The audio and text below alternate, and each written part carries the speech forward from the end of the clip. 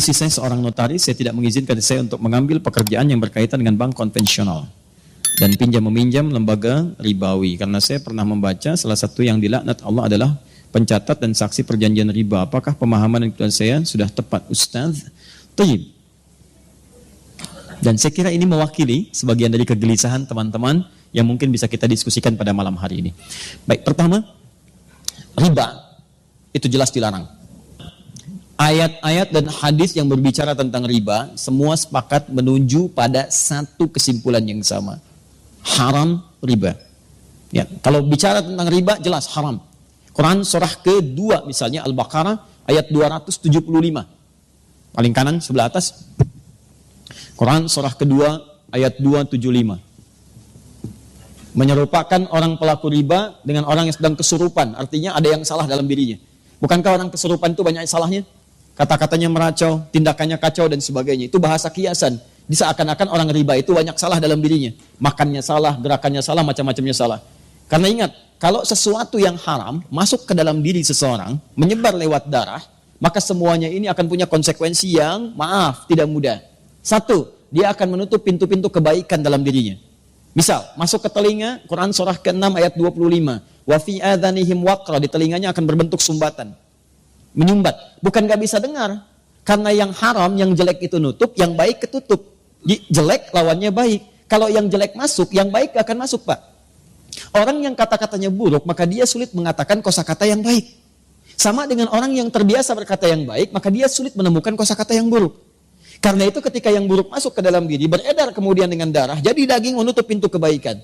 Makanya jangan heran, orang-orang yang kemudian tertutup pendengarannya untuk mendengarkan kebaikan, maaf, kalau yang jelek-jelek cepat masuk. Tapi yang baik susah.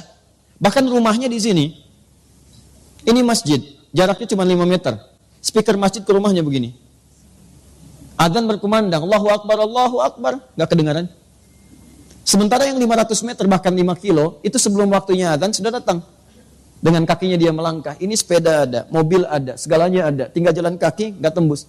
As-salatu khairum minan naum, terbalik ke telinganya. An-naumu khairum minas salat. Ya, ini poinnya. Masuk ke mata jadi bahaya.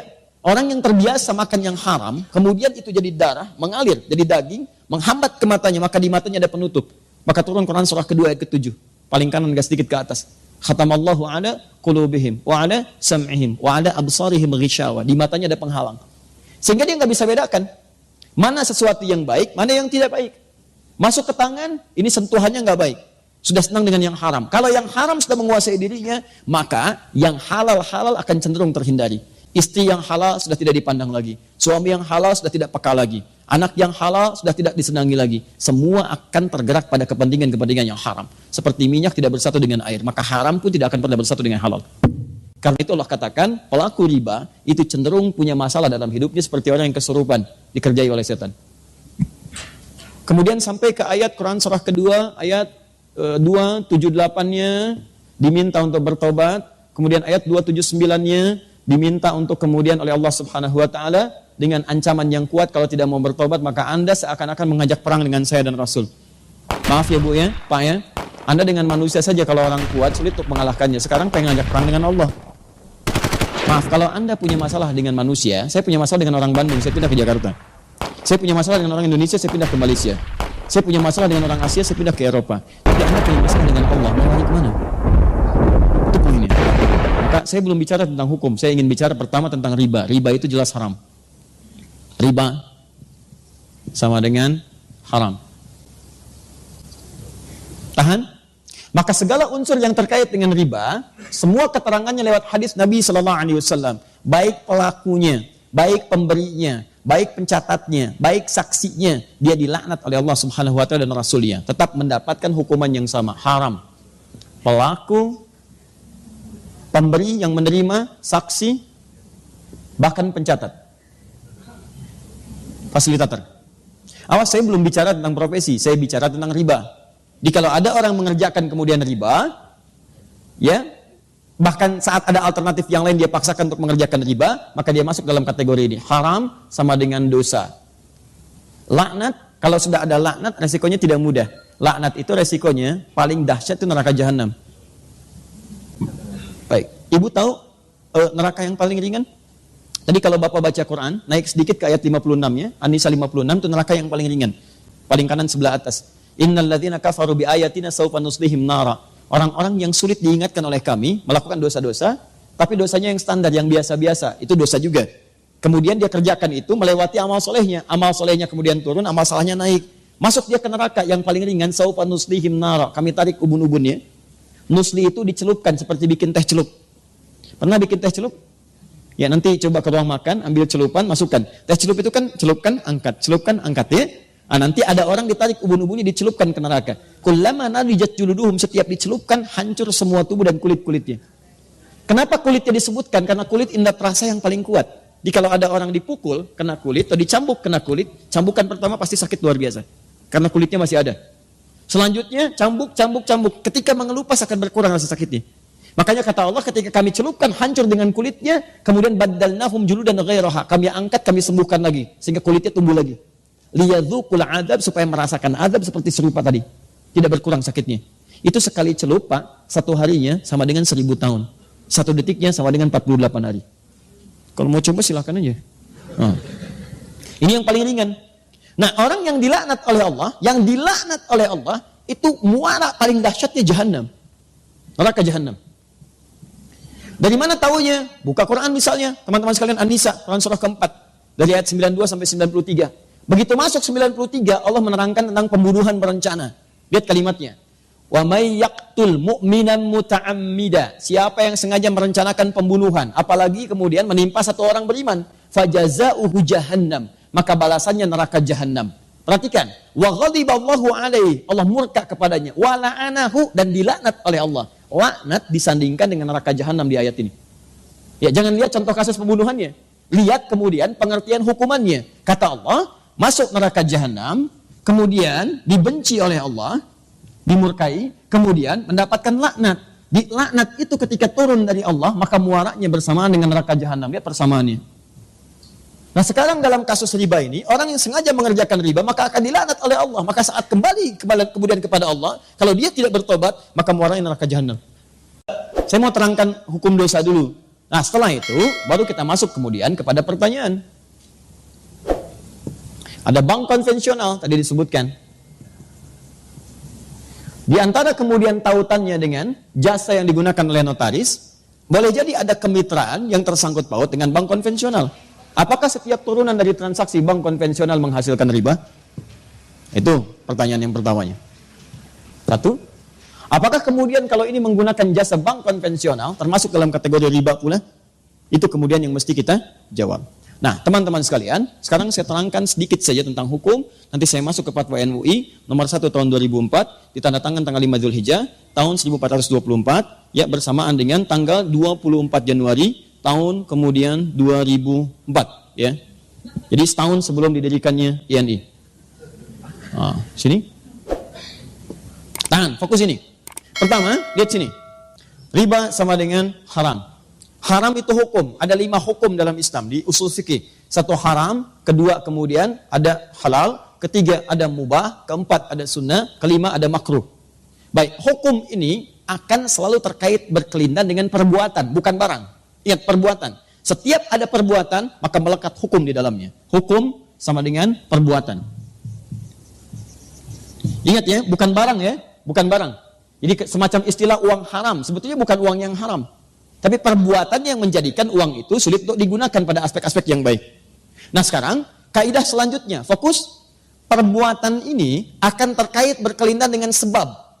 Dalam usul fikih disebut dengan ilat namanya. Kaidahnya berbunyi, gak usah dihafal, yang penting paham. Al-hukmu yaduru ma'a illatihi. Al-hukmu yaduru ma'a illatihi. Hukum itu terkait dengan perbuatan yang terkait berkelindan dengan sebabnya. Apa sebab perbuatan itu yang menyebabkan dia dihukumi dengan 5 hukum tadi? Tahan. Ya, sampai sini gak apa-apa, masih remang-remang, gak ada masalah. Hukum terkait dengan perbuatan. Perbuatan terkait dengan sebab. Yang menyebabkan hukum turun, ini sebabnya. Apa sebab motivasi perbuatannya? Nah, sebab ini cukup menarik dalam tinjauan hukum Islam. Bahkan, yang pasti halalnya pun, itu bisa berubah jadi haram karena sebabnya. Seperti yang haram pasti pun, itu bisa berubah menjadi halal karena sebabnya. Contoh, sholat. Sholat itu halal atau haram? Salat, bahkan wajib. Hukumnya wajib, halal, bahkan wajib. Wajib dikerjakan. Tapi ternyata yang wajib ini bisa menjadi haram dikerjakan saat ada sebab tertentu yang mengiringi penunaiannya. Contoh, salat dengan ria. Ria itu pengen dilihat orang. Orang salat harusnya dilihat Allah. Dia salat motivasinya pengen dilihat orang. Sebab dia salat ke masjid itu karena pengen dilihat orang, bukan pengen salatnya. Maka turun ayat fawailul lil musallin, celaka orang salat, disebut celaka. Jadi Anda bayangkan, yang sholat aja ada peluang celaka, apalagi yang nggak sholat. Nah, siapa yang sholat ini? Bukan semua orang sholat. Alladzina hum an sholatihim sahun. Yang lalai dalam sholatnya. Siapa orang lalai ini? Alladzina hum yura'un, yang ria. Sholat yang hukumnya wajib, itu bisa berubah haram ketika dikerjakan dalam konteks ria dalam mengerjakannya. Paham? Nah, saya tanya lagi, ada hewan yang hukumnya haram. Apa diantaranya? Baik, babi, hewan itu haram, diharamkan misalnya. Babi, hukumnya haram, jelas haramnya. Tapi ada sebab tertentu yang menjadikan babi itu bisa berubah kemudian menjadi halal dalam sementara waktu. Bukan selamanya. Contoh, Anda misalnya ada tugas, kemudian penelitian, sampai studi banding ke Cina, daratan yang paling jauh, masuk ke wilayah yang terpencil, tiba-tiba nggak ketemu hewan yang halal. Ayam nggak ada yang mukillah, kambing nggak ada, sapi nggak ada, yang ada cuma babi. Sehari tahan, 2 hari, 3 hari sudah mulai lapar dan kelaparan. Dalam posisi demikian, apakah boleh makan babi, Bu? Tidak, besar begitu babi. Tidak bisa. Yang boleh makan daging babi, setelah itu dipotong dulu, dimasak dulu. Babi kan besar, bagaimana bisa dimakan? Ya? Nah, lihat sini. Tahan. Fokus ini. Jadi, ambil sebagian dagingnya, kemudian dia mulai dibersihkan, dia dimasak dengan baik dan sebagainya. Dari saat itu dia menjadi halal. Lihat, halal untuk dimakan untuk menutupi rasa lapar saja, bukan untuk dinikmati. Bukan untuk dinikmati. Ya, jadi sifatnya sementara. Perhatikan baik-baik ya. Semua yang berhukum tetap ketika ada sebab tertentu pasti sementara sifatnya. Ya, ini siap, lihat baik-baik. Ini hukumnya haram karena ada sebab tertentu, maka dia sementara menjadi halal sampai hilang sebabnya itu. Begitu Anda kemudian menemukan ayam, maka babi sudah tidak halal lagi. Tinggalkan babi. Sekarang yang dimakan apa? Bukan ayam besar begitu, daging ayam yang dimakan. Ya, Anda sembelih dulu, kemudian potong itu, masak dengan baik, baru dimakan. Babi tinggalkan, maka hukum halal bagi babi pada satu yang sementara sudah tidak berlaku lagi. Sekarang, maaf, sampai sini paham nggak? Kalau sudah paham, pemahaman ini secara simpel saja, mari kita terapkan dalam pertanyaan tadi. Lihat baik-baik. Riba jelas haramnya. Bank konvensional memuati suatu hukum yang di dalamnya mengandung unsur riba. Bunga yang telah ditetapkan sebelumnya. Kemudian dia bisa bertambah. Bahkan lebih fatal daripada jahiliyah. Saat jahiliyah, itu jatuh tempo, baru kemudian kalau tidak bisa bayar, bunga berlaku. Bank konvensional, sebelum jatuh tempo sudah dituliskan. Sekian. Bahkan dia bisa bertambah. Itu jelas riba. Tahan sebentar.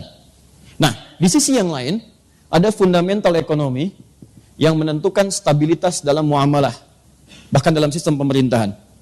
Nah, sekarang pertanyaannya, lihat baik-baik. Kalau ekonomi tidak berlangsung dengan baik, maka syarat mendapatkan ketenangan dalam dunia pemerintahan, kata Al-Quran cuma 2. Itu yang paling utama. Dalam surat Al-Quraish, li'ila fi Quraishin, ila fi imrihata syita, iwassai, faliya'budu rabba hadhan, bait, alladhi at'amahum min ju'. 1, wa amanahum min khawf. At'amahum min ju' itu stabilitas ekonomi. Yang kedua, wa amanahum min khawf, stabilitas politik. Kalau 2 terganggu, maka akan menjadikan goncangan dalam pemerintahan. Ekonomi kuat tapi politik gak bagus, goncang. Maaf, politik kuat tapi ekonomi gak bagus, goncang. Yang jadi persoalan, transaksi-transaksi dalam kehidupan itu bagian dari putaran roda untuk menguatkan nilai perekonomian. Sekarang persoalannya, dalam dunia perekonomian kita ini, taruh ada terkait dengan jasa-jasa notaris. Maka digunakanlah kemudian kemitraan dengan bank. Pertanyaannya, bagaimana ketika saya menggunakan hukum ini sementara di dalamnya ada riba? Maka semua ulama sepakat, termasuk dalam Fatwa Ulama nomor 1 tahun 2004 dari Majelis Ulama Indonesia, kalau dalam lingkar pekerjaan itu ada bank yang masih menggunakan nilai-nilai syariat, bank syariah dengan konsep syariah yang benar, ya dengan turunan-turunan yang benar, maka jelas solusinya. Ini yang digunakan sebagai fasilitator dan haram menggunakan yang ini. Tapi kalau fungsi ini tidak bisa menjangkau nilai-nilai transaksi yang sedang dikerjakan, pekerjaan yang sedang dilakukan, yang kalau kemudian tidak difasilitasi memberikan goncangan kepada nilai ekonomi atau menyebabkan madarat yang lebih kuat, maka keputusannya kemudian dituliskan, boleh ini digunakan, boleh sekali lagi ini digunakan dengan batasan sementara sambil mencari sistem yang kuat dan tetap untuk menjembatani dan memberikan fasilitator kepada apa yang sedang dikerjakan. Jadi kalau pertanyaan cepatnya, Sepanjang bisa di-cover oleh bank-bank syariah dengan hukum yang benar, maka itu kemudian yang dipilih. Tapi kalau itu tidak bisa di-cover, bahkan memberikan madarat yang lebih besar, maka Anda boleh menggunakan bank konvensional dengan tujuan menggunakan sementara sebagai jembatan untuk menyelesaikan persoalan dan untuk mencari yang lebih baik lagi ke depan.